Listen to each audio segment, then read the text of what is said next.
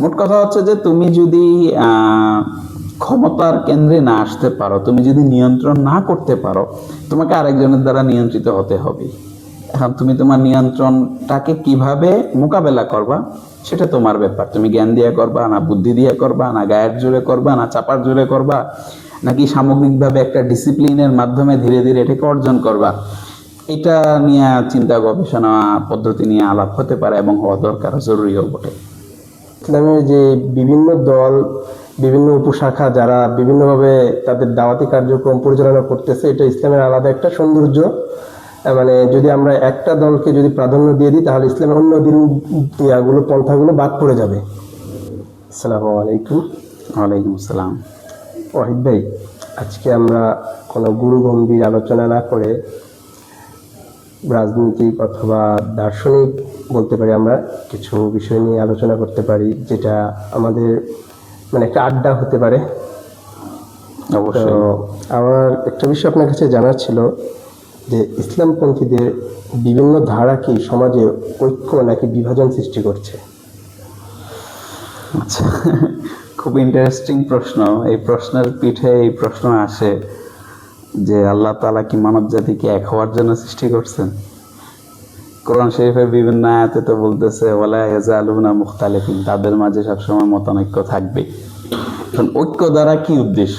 আবার কোরআন শরীফে আরেক জায়গায় বলতেছে ওয়াতাসিমু বিহাবলিল্লাহি জামিআন, তোমরা সকলে ঐক্যমত হয়ে মানে একত্রিতভাবে আল্লাহ তাআলার রজ্জ অর্থাৎ কিতাব ও সুন্নাহকে আঁকড়ে ধরো।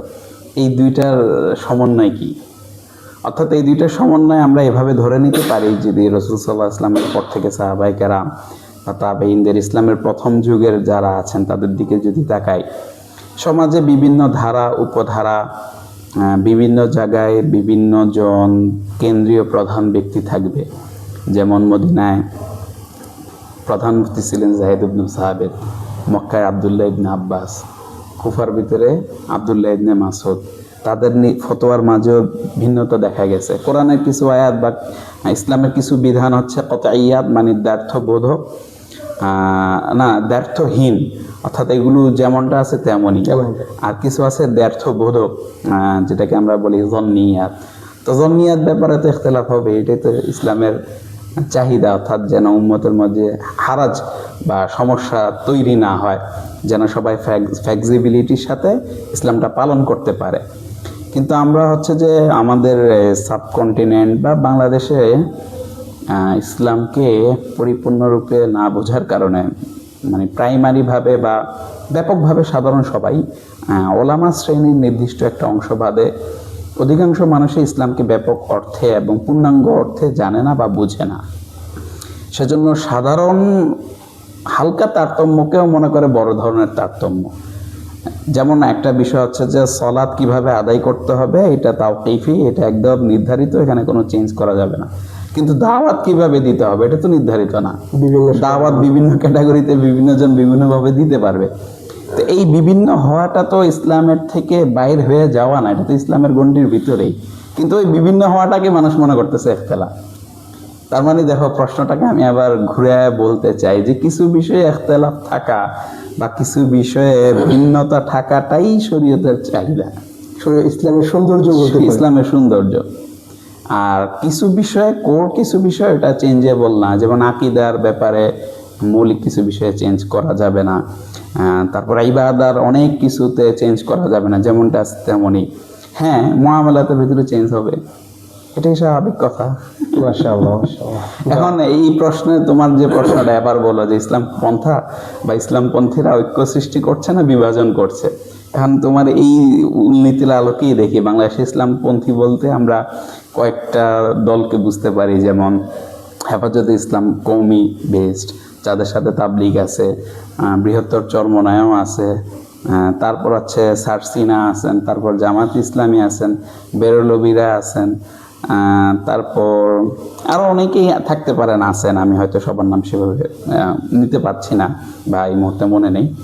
তো সবার মৌলিক দাগে, মোটা দাগে কিছু ব্যাপারে তো তারা সকলেই একমত, আকীদার ব্যাপারে একমত, ইবাদতের ব্যাপারে একমত, মুআমালাতে ভিন্নতা। এখন আরেকটা ব্যাপার হচ্ছে যে যারা মৌলিকভাবে ইসলামের ভিতরে না, আহলে সুন্নাহর কোনো অংশ না, যারা কট্টর বেদাতি অথবা যারা একেবারে ভ্রান্ত দল, তাদের ইখতিলাফ তো কোনো ধর্তব্য না।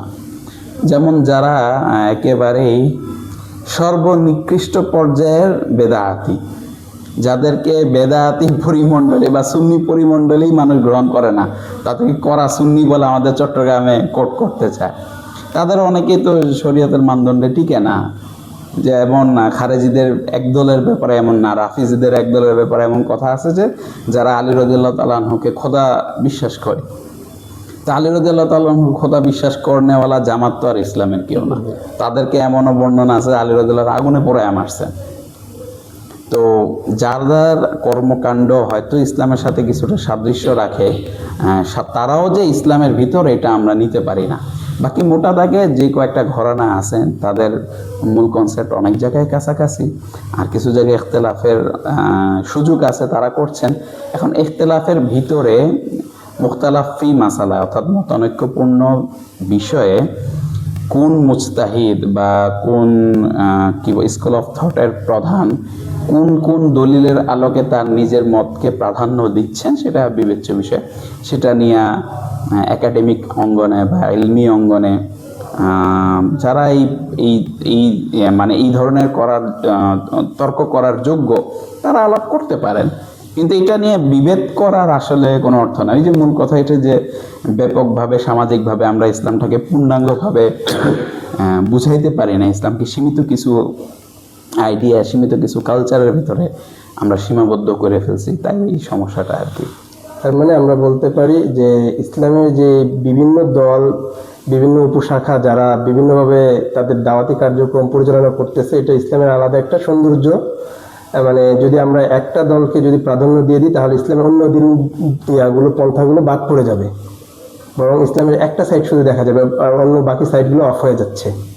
তো বরং এটার দ্বারা আমাদের কাছে মনে হয় যে এটা সেটা ইসলামের আরো সৌন্দর্য বোঝাচ্ছে। বিভিন্ন ধারা আমরা দাওয়াতের কাজগুলো করতে পারতেছি আমাদের একদিকে, বা এটা মানুষের নেচারও বলতে পারি যে মানুষ গোত্রবদ্ধ হয়ে থাকতে ভালোবাসে।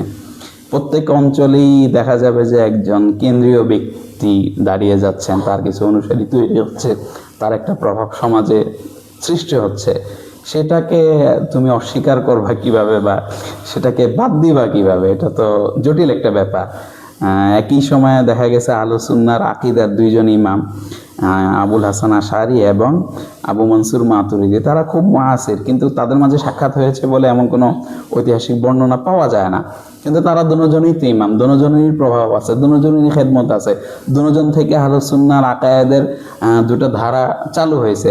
মৌলিক সকল ব্যাপারে তাদের মধ্যে ঐকমত্য আছে, শুধু শাখাগত উপস্থাপনগত 13টা না 14টা মাসালা একটু ভিন্নতা আছে। তাও এটা মৌলিক পার্থক্য না, উপস্থাপনগত পার্থক্য। তো এই যে দুইটা প্রভাব দুই জায়গায় দাঁড়ায় গেল, এটা তো আর অস্বীকার করা যায় না। হ্যাঁ, আমি আবার এটা বলছি যে যারা কট্টর, যারা আহলে সুন্নাহর অন্তর্ভুক্ত না, যেমন কাদিয়ানি, তারা আহলে সুন্নাহর অন্তর্ভুক্ত না, তারা জিন্দিক, বা অনেক ক্ষেত্রে তারা মুরতাদ, বা অনেক ক্ষেত্রে তারা কাফেরও। তাদের ইখতিলাফ, তারা আমাদের সাথে আছে কি নাই, তারা কেন এটার ভিতরে ঢুকছে না, এটা নিয়ে তো আমাদের আলাপেরই এটা বাইরে, এটা বাইরের বিষয়। আচ্ছা, যাক, মাশাআল্লাহ, বারাকাল্লাহু ফি ইলমিকা ওয়া আমালিক। আচ্ছা, আমার আরেকটা বিষয় জানার ছিল আপনার কাছে, যে আমরা যে সোশ্যাল মিডিয়া ব্যবহার করতেছি, ফেসবুক, টুইটার, ইউটিউব, বিভিন্ন ধরনের সোশ্যাল মিডিয়া আমরা ইউজ করতেছি। তো এই যে আমাদের সোশ্যাল মিডিয়াগুলো কি ইসলামপন্থীদের বা আমরা যারা মানে এগুলো ইউজ করতেছি তাদেরকে এটাকে শক্তিশালী করতেছে? বিভিন্ন কন্টেন্ট আমরা ইউজ করি অথবা বিভিন্ন কন্টেন্ট দেখি নিজেরা, তো এটা কি আমাদেরকে শক্তিশালী করতেছে না আমাদের মধ্যে বিভ্রান্তি সৃষ্টি করতেছে? কি মনে হয়? সোশ্যাল মিডিয়া তো শুধু ইসলামপন্থীদেরকেই বিভ্রান্তি বা শক্তিশালী না, সারা পৃথিবীর সবাইকেই বিভ্রান্তি করে, সবাইকেই শক্তিশালী করে। মিডিয়া আধুনিক সময়ের একটা উপকরণ, এটাকে জীবনের অনেক ক্ষেত্রে বা মানব জীবনের একটা গুরুত্বপূর্ণ একটা অংশ হয়ে দাঁড়িয়েছে ইতিমধ্যে। এটাকে অস্বীকার করাও কঠিন, ফেলে দেওয়াও কঠিন, আবার রাখাও কঠিন। এটাকে সঠিক উদ্দেশ্যে ব্যবহার করতে পারলে তো অবশ্যই ভালো, কিন্তু ব্যবহার করার জন্য যে দক্ষতা, যে প্রজ্ঞা, যে জ্ঞান দরকার সেটা অর্জন করা জরুরি। আর একটা বড় ব্যাপার, এটা সবসময় আমাদের থাকে যে যারা যেই জাতি সবসময় নেতৃত্বে থাকে পৃথিবী, আর যারা শাসিত থাকে তারা সবসময় নেতৃত্ব জাতির অনুকরণ করাটাকেই নিজেদের ধন্য মনে করা বা নিজেদের এটা নেচারের অংশ। অর্থাৎ যারা দুর্বল, যারা শাসিত, তারা সবসময় শাসক শ্রেণীর দিকে তাকিয়ে থাকে। এখনকার সময় আমাদের দেশের মানুষরা, ইউরোপ আমেরিকার বুদ্ধিজীবীরা, বিজ্ঞানীরা, জ্ঞানীরা, সাহিত্যিকরা, কবিরা কি লিখছে তার জন্য মুখিয়ে থাকে, তা নিয়ে আলাপ করে, আলোচনা করে। ঠিক এক সময় যখন ইসলাম মানে পৃথিবীতে কর্তা শক্তি ছিল, সেই সময় ইউরোপের মানুষরা বাগদাদ, স্পেনের ইসলামপন্থী ইসলামের বড় বড় স্কলারদের লেখার দিকে তাকিয়ে থাকতো যে তারা কি লিখতে। এটাই পৃথিবীর নেচার। মোট কথা হচ্ছে যে তুমি যদি ক্ষমতার কেন্দ্রে না আসতে পারো, তুমি যদি নিয়ন্ত্রণ না করতে পারো, তোমাকে আরেকজনের দ্বারা নিয়ন্ত্রিত হতে হবে। এখন তুমি তোমার নিয়ন্ত্রণটাকে কিভাবে মোকাবেলা করবা সেটা তোমার ব্যাপার। তুমি জ্ঞান দিয়ে করবা, না বুদ্ধি দিয়ে করবা, না গায়ের জোরে করবা, না চাপার জোরে করবা, নাকি সামগ্রিকভাবে একটা ডিসিপ্লিনের মাধ্যমে ধীরে ধীরে এটাকে অর্জন করবা, এটা নিয়ে চিন্তা, গবেষণা, পদ্ধতি নিয়ে আলাপ হতে পারে এবং হওয়া দরকার, জরুরিও বটে। মাশাআল্লাহ।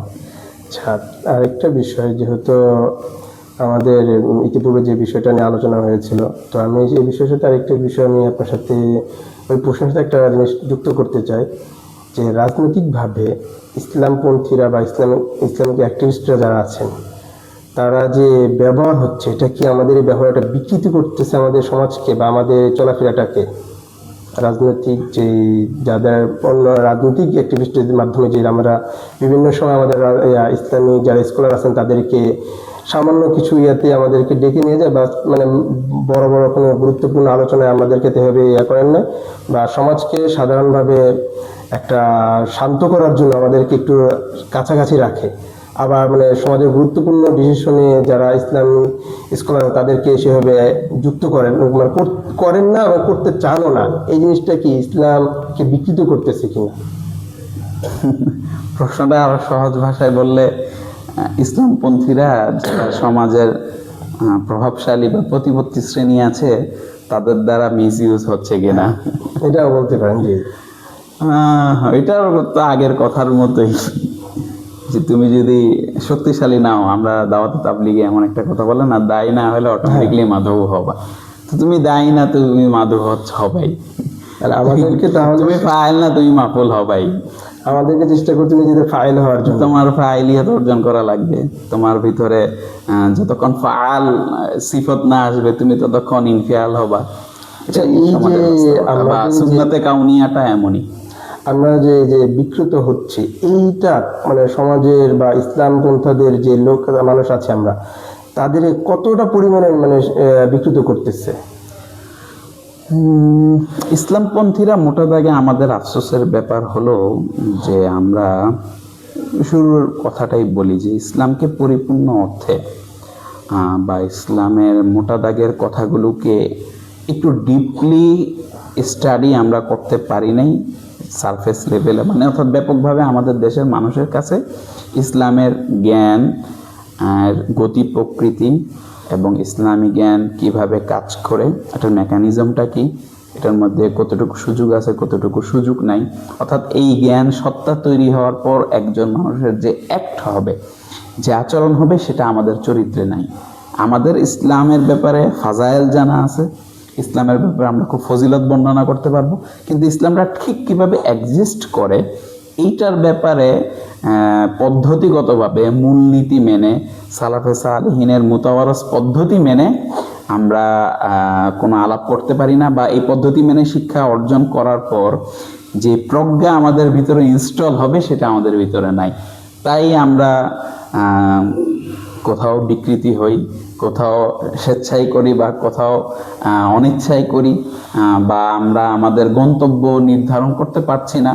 এবং বাংলাদেশের আর্থসামাজিক প্রেক্ষাপটে আমাদের কোনো কেন্দ্রীয় অথরিটিও নাই যে এই কেন্দ্রের বা অমুক ব্যক্তির কথার মাধ্যমে আমাদের একটা সিদ্ধান্ত চলে আসে, বা আমরা অমুকের দিকে তাকিয়ে থাকি উনি ব্যাপারটাকে কিভাবে ডিল করছেন।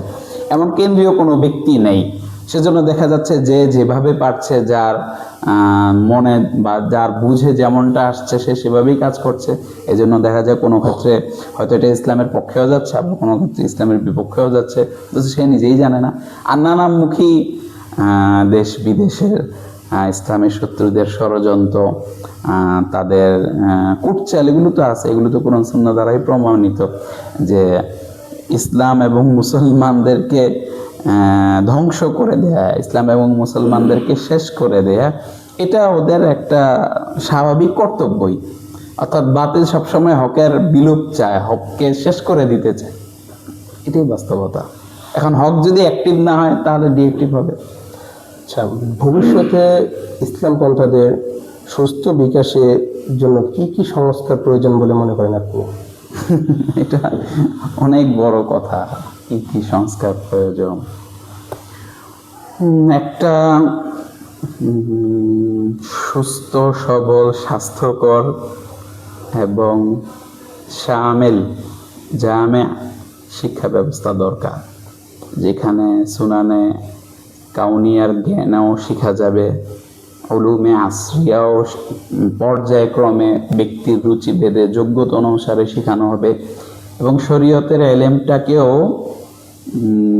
যতটুক পরিমাণ ধারণ করলে একজন ব্যক্তি ফিতনার মুখোমুখি হবে না, তার নিজের অবচেতন অবস্থায় সে হক বাতিলের ফারাক করার মতো তার বাসিরাত বা অন্তর্দৃষ্টি তৈরি হবে, এমন একটা লেভেলের এলেম তার অর্জন করতে হবে। এবং এটা হচ্ছে যে জ্ঞান উৎপাদন করা বা জ্ঞানকে তার যারা অনুসারী আছে তাদের মাঝে বিতরণ করা। তারপর পরবর্তী স্টেপ হিসেবে আমাদেরকে অর্থনৈতিকভাবে স্বাবলম্বী হতে হবে। অর্থনৈতিকভাবে স্বাবলম্বী হওয়ার পর সামাজিকভাবে স্বাবলম্বী হতে হবে, সমাজের ভিতরে আমাদের কর্তৃত্বে আসতে হবে, তারপর উৎপাদন করতে হবে, এবং ধীরে ধীরে এটার প্রভাবটা আমাদের একটা কেন্দ্রীয় শক্তির দিকে আসতে হবে। যেমন একটা সহজ কথা আমরা এইভাবে বলতে পারি যে তাতাররা একসময় মুসলিম বিশ্বকে হারিয়ে দিয়েছিল, ইসলামকে প্রায় নিশ্চিহ্ন করে ফেলেছিল। তাদের অস্ত্রের অনেক শক্তি ছিল, কিন্তু তাদের ভিতর বুদ্ধিভিত্তিকভাবে পড়াশোনা, উন্নত সাহিত্য বা উন্নত জ্ঞান বলতে কিছুই ছিল না। সেজন্য যখন পরবর্তীতে যুদ্ধ থামার পর তারা যখন ইসলামী সভ্যতার সংস্পর্শে আসে, ইসলামী জ্ঞান বিজ্ঞানের সাথে পরিচিত হয়, তখন দলে দলে আবার মুসলমান হওয়া শুরু করছে। কারণ তাদের ভিতর তো পূর্ব থেকে জ্ঞানের কোনো সত্তা নাই, শক্তির সত্তা আছে। কিন্তু বিপরীতে মার্কিন যুক্তরাষ্ট্র দ্বিতীয় বিশ্বযুদ্ধের পর থেকে এখন পৃথিবীর কেন্দ্রীয় শক্তি, পরাশক্তি, বা তারা লিড দিচ্ছে। তো মার্কিন যুক্তরাষ্ট্র এত বছর ধরে টিকে থাকার পিছনে কি শুধু কেবলই তাদের সামরিক শক্তি, শুধু কেবলই কি তাদের অস্ত্র? না, তারা যেই পরিমাণ জ্ঞান উৎপাদন করেছে এই বিগত 100 বছরে, এটার আমরা তো কল্পনা করতে পারবো না। জ্ঞানের পিছনে তাদের কি পরিমাণ বিনির্মাণ। আমেরিকা পৃথিবীর কতগুলো ফ্রন্টে যুদ্ধ করে সব সময়, ইসরায়েলকে সহায়তা করছে, আফগানিস্তান, মানে অনেক জায়গায় অনেক ফ্রন্টে তারা দুষ্টামি করে, মানে তারা তাদের কাজ করে যায়। কিন্তু তারপরও তুমি খোঁজ নিয়ে দেখো মার্কিন যুক্তরাষ্ট্রের সামরিক বাজেটে শিক্ষা বাজেট বেশি প্রত্যেক বছর শিক্ষার জন্য তাদের খরচ বেশি করছে তারা। এবং তারা নানা ধরনের স্কলারশিপ দিয়ে বিভিন্ন ডিসিপ্লিনে সারা পৃথিবীর শ্রেষ্ঠ মেধাবীদেরকে তুলে এনে তাকে সম্পূর্ণ সুযোগ সুবিধা দিয়ে তাদের দেশের নাগরিক বানিয়ে তার মেধাটাকে তার সাম্রাজ্যের জন্য নিয়ে ফেলছে। তো তুমি যদি তোমার মেধাকে কাজে লাগাতে না পারো, অর্থনৈতিকভাবে স্বাবলম্বিতা অর্জন না করতে পারো এবং দক্ষ জনবল তৈরি না করতে পারো, তো তোমার কাছে কেন পৃথিবীর নেতৃত্ব ক্ষমতা আসবে? যেমন ওয়ালাকাদ কাতাবনা ফিজ জাবুরি মিন বাদি যিকরি আন্নাল আরদা ইয়ারিসুহা মিন ইবাদিয়াস সালিহুন। এই সালিহুন দ্বারা মুরাদ কি? শুধুই কি নেককার বান্দা? তো আমেরিকানরা কোন নেককার বান্দা? আল্লাহ এখানে সালিহুন অবশ্যই নেককার বান্দা। আল্লাহ রাসূলের যে সময় ইসলাম নেতৃত্ব করেছিলেন প্রথম সময় তারা নেককার ছিল, কিন্তু নেককারের সাথে সাথে তারা যোগ্যও ছিল। আমরা হয়তো এখন কেবল শুধুই নেককার হয়েছি কিন্তু যোগ্য হয় না, অথবা কোনো ক্ষেত্রে যোগ্যও না নেককারও না। তো আমাদের কাছে কেন আসবে ক্ষমতা, বা আমরা কেন পৃথিবীর লিডিং পজিশনে আসব? কোথায় আমাদের কি অবদান আছে? এই সময়, আমি পূর্বের সময়ের কথা বলছি না। আমরা কেবলই আমাদের জীবন নিয়ে ব্যস্ত, এবং আমরা এমনভাবে ব্যস্ত যে পশ্চিমের তৈরি করে দেয়া যে কাঠামো, এটার ভিতর থেকে আমাদের মুক্তি খুঁজছি। এই কাঠামোই বানানো হয়েছে আমাদেরকে শাসন করার জন্য। জাল দিয়ে মাছ ধরা হয়, মাছ কোনোদিন যে জাল মারে তাকে ধরতে পারে না। তুমি যত শক্তিশালী মাছ হও, জালটাও সেভাবে তৈরি করা হয় যেন তুমি যতই লাফালাফি করে এক সময় যেন টান দিয়ে চলে আসতে পারো। এমন হয় না যে জাল কি জানি মানে এত বড় মাছ হয়ে গেছে, সেটা ভিন্ন আলাপ। সাধারণত আমি কথা এটাই বলতে চাচ্ছি যে মাছ কোনোদিন জেলেকে ধরে না, বরং জেলে মাছকেই ধরে। তো তাদের এই জালটা এইভাবেই তৈরি করা হয়েছে যেন তুমি পাওয়ারে না আসতে পারো। তুমি এটার ভিতর দিয়ে অনেক দেশে অনেকে চেষ্টা করেছে কিন্তু পারে নাই। আমাদেরকে এটা থেকে বাহির হয়ে যেতে হবে, মানে বর্গের বৃত্তের বাইরে এসে চিন্তা করতে হবে, নতুন কিছু ভাবতে হবে। এখানে ইস্তেহাদের জায়গা, আবার এখানে আমাদের ভুল আরেকটা হয়ে যায় যে ইস্তেহাদের জায়গাগুলো এটা মুস্তাহিদের কাছে ন্যস্ত করলেই সবচেয়ে নিরাপদ। যে মুস্তাহিদ না, সে এখানে ভুল করবে। যেমন একটা খুব সহজ উদাহরণ, যেমন 2 2 4 হয়, 7 7 14 হয়, এটা আমরা খুব সহজেই বলতে পারি। এখন যদি কেউ বলে 548 আর 256 কত হয়, এটা টাস করে কেউ বলতে পারবে না, ক্যালকুলেটর লাগে বা একটু চিন্তা করা লাগে। অর্থাৎ আমাদের মস্তিষ্ক সাধারণ জিনিসগুলো খুব সহজে উত্তর দিতে পারে, কিন্তু জটিল ব্যাপারগুলো তার একটু সময় লাগে। আরও জটিল যদি ব্যাপার হয় তাহলে সে আরও বেশি সময় নেবে। যেমন একটা ব্রিজ বানাইতে হলে এবং নির্ভুলভাবে নিখুঁতভাবে যদি বানাইতে হয়, এটা 1 মিনিটে কেউ হিসাব দিতে পারবে না যে এখানে কত বস্তা সিমেন্ট লাগবে, কতটুকু রড লাগবে, কতটুকু ইট লাগবে, কতটুকু জায়গা লাগবে। এটা 1 মিনিটের হিসাব না, এটা বড় একটা ক্যালকুলেশনের মাধ্যমে ধীরে ধীরে হিসাব করে নিখুঁতভাবে তৈরি করা যাবে। যদি 1 মিনিটে হিসাব দিয়ে হিসাবটা ভুল হবে, তাহলে সে যোগ্য না। ঠিক কিছু কিছু প্রবলেম যেটা 1 মিনিটে এক কথায় উত্তর দেওয়ার মতো না, যেটাকে মাল্টিপল স্টেজে নানামুখী চিন্তা করে এবং এটার পার্শ্ব প্রতিক্রিয়া হলে সেই পার্শ্ব প্রতিক্রিয়াটাকে কিভাবে নিবারণ করা হবে সেইটা ভেবে এবং একাধিক বর্গের সহায়তার মাধ্যমে আমরা একটা সিদ্ধান্তে আসলে ধীরে ধীরে আমাদের কাজটা এক্সিস্ট করবে বা কাজটা অ্যাক্টিভ হবে। তো এখন দেখা যায় যে মুস্তাহিদ না, যার এই যোগ্যতা নাই, সবাই মুস্তাহিদ, সবাই মতামত দিচ্ছে, সবাই ভুল করছে, সবাই লজ্জিত হচ্ছে এবং দিন শেষে ইসলামী সবার কাছে মানে নেতিবাচক হিসাবে বা একটা ভুলভাবে উপস্থাপিত হচ্ছে। আচ্ছা, তাহলে আমরা বলতে পারি মোটা দাগে যে গ্রন্থদের বিকাশের জন্য আমাদের সর্বপ্রথম যে কাজটা করতে হবে, শিক্ষা ও সংস্কৃতির দিকে খুবই মনোযোগ দিতে হবে। শিক্ষা ডেভেলপ করতে হবে, অর্থনৈতিকভাবে নিজেদেরকে সমৃদ্ধ করতে হবে, সামাজিকভাবে নিজেদেরকে আরও স্থায়ী করতে হবে এবং আমাদের সামাজিকভাবে প্রতিষ্ঠা করতে হবে নিজেদেরকে। কিন্তু এখানে আরও কথা থাকে, এটা তো মোটা দাগের কথা। আখলাকিভাবেও এবং চারিত্রিকভাবেও আমাদেরকে সৌন্দর্যমণ্ডিত হবে। আমি খুব জ্ঞান শিখলাম, কিন্তু আমি যদি বেয়াদব হই, আমি খুব অর্থনৈতিক সক্ষমতা অর্জন করলাম, কিন্তু আমি যদি জালেম হই তাহলে হবে না। অর্থাৎ ইসলাম মানে একটা বাদ দিয়ে একটা নিবে এমন না, এটা পুরোটাই প্যাকেজ। আল্লাহ রসুল সাহাবীদেরকে কিভাবে তারবিয়া করেছেন, আল্লাহ রসুলের দাওয়াতটা ধীরে ধীরে কিভাবে কাজ করেছে, এইটা যদি আমরা খুব ভালোভাবে বিশ্লেষণ করি। ইসলাম শিখিয়েছেন, সামাজিকতা শিখিয়েছেন, আদাব শিখিয়েছেন, আখলাক শিখিয়েছেন, শক্তি শিখিয়েছেন, হিজরত করেছেন, সবর করেছেন, আল্লাহর পথে জিহাদ করেছেন, তারপর একটা জায়গার একটা অঞ্চলের ক্ষমতা পেয়েছেন, সেটাকে টিকিয়ে রেখেছেন এবং মাঝখানে যে কোনো বিবাদ হলে সেগুলোকে ইনসাফের সাথে, ন্যায় বিচারের সাথে বিচার করেছেন এবং দূরবর্তী অঞ্চলে নিজেদের প্রভাব বিস্তারের জন্য গজবা সারিয়া করেছেন। অর্থাৎ ধীরে ধীরে, এবং এর মাধ্যমে প্রতিদিন কোনো সময় এমন না যে জিহাদ করতে যায় সালাত বাদ দিয়ে দিয়েছেন, হজ করতে যায় জাকাত বাদ দিয়ে দিয়েছেন, এমন না। প্রত্যেকটাকে নিয়ে ধীরে ধীরে মাল্টিপল স্টেজে ধীরে ধীরে পর্যায়ক্রমিকভাবে আগাতে হবে, একটাকে বাদ দিয়ে কোনোটাকে বাদ দেওয়া যাবে না। যে আমি শিক্ষা কাজে মনোনিবেশন করেছি, যে আমি মানে অন্য কিছু সবকিছু ইসলামের যা বিষয় আছে সব বাদ দিয়ে আমি আমাদের নামাজ পড়তে পারছি না, এমনটা না। সবকিছু আমাদেরকে মেনটেন করে চলতে হবে, আগাতে হবে। তারপর আর একটা কথা থাকে, সবকিছু মেনটেন করলেই যে আমরা ক্ষমতায় চলে আসবে এমন না। কারণ হচ্ছে যে আল্লাহ তাআলা আমাদেরকে চেষ্টা করার কথা বলেছেন, কায়েম করে যেতে হবে এমন কোথাও নাই। কায়েম হলে ভালো, আলহামদুলিল্লাহ, না হলেও আমার ইয়া নেই। বান্দার কাছে চেষ্টা, বাকিটা আল্লাহ তাআলা। যেমন ওই যে সাওয়াউন আলাইহিম আনযারতাহুম আম লাম তুনযিরহুম লা ইউমিনুন, এই যে সাওয়াউন আলাইহিম, এই সাওয়াউনটা কাদের জন্য? আল্লাহ রসুলের জন্য কি সাওয়াউন, যে আল্লাহ রসুল কাফেরদেরকে দাওয়াত দিল, তারা ঈমান আনলো না, সুতরাং আল্লাহ রসুলের দাওয়াতটা কি বেকার? না, আল্লাহ রসুলের দাওয়াতটা বেকার না। ঈমান আল্লাহ আলহামদুলিল্লাহ, না আনলে এটার সওয়াব আল্লাহ রসুল পেয়ে যাচ্ছেন। অর্থাৎ চেষ্টা করার পর আমরা যদি সফলতা লাভ করতে পারি আলহামদুলিল্লাহ, আর যদি নাও পারি সমস্যা নাই। বাকি একটা সিক্রেট কথা, পৃথিবীতে এটা সবাই বলে, কেউ যদি তার জীবনে তার নিজের ব্যক্তির সর্বোচ্চটুকু দিয়ে চেষ্টা করে, সে সাধারণত ব্যর্থ হয় না।